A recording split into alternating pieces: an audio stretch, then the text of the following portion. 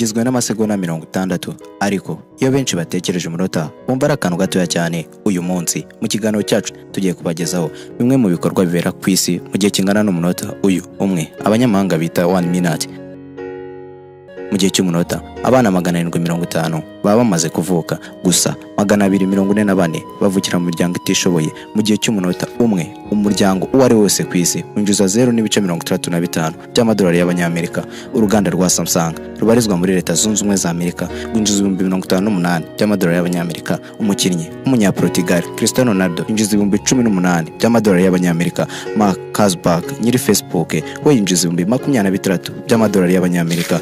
Umuherwe wa mbere ku isi Elon Musk yinjiza 52 by'amadolari y'abanyamerika. Kimwe cya gatatu cy'abaturage bateye muri Leta Zunze Ubumwe za Amerika mu munota umwe gusa baba bamaze gukora imibonano mpuzabitsina. Ubutumwa burenga miliyoni 1 bamaze guhererekanwa ku rubuga rwa email. Amafoto miliyoni 10 mu gihe cy'umunota amaze guhererekanwa ku rubuga rwa WhatsApp. Mu gihe cy'umunota toni miliyoni 5 z'ibiribwa ziba zimaze kuribwa ku isi. Mu gihe cy'umunota uyu umwe abarenga miliyoni 5 bamaze gusacinga ku rubuga rwa Google gushakiraho ibintu runaka batazi kugira ngo babisobanukirwe. Mu gihe cy'umunota umwe abahahira ku rubuga rwa Amazon 4,000 baba bamaze guhahiraho ibyo bahaha kugira ngo babitware. Mu gihe cy'umunota uyu umwe gusa amaraso bamaze gutembera mu mubiri inshuro 2 gusa, umutima umaze gutera inshuro 72 mu masegonda 30. 1 minute mu ndimi z'abanyamahanga.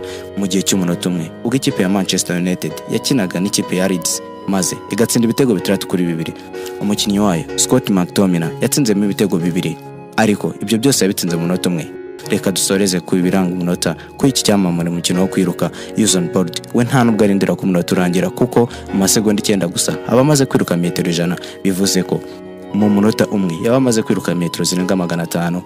Ubutaha ntuzajya wumva umunota ntukumve ko ari akantu gatoya cyane, kuko wumvishe bimwe mu bikorwa bibera ku isi mu gihe kingana n'umunota. Ni nta dusoreje ikiganiro ku bintu bibera mu munota ku isi. Nge ndi Harufa nk'ibisanzwe.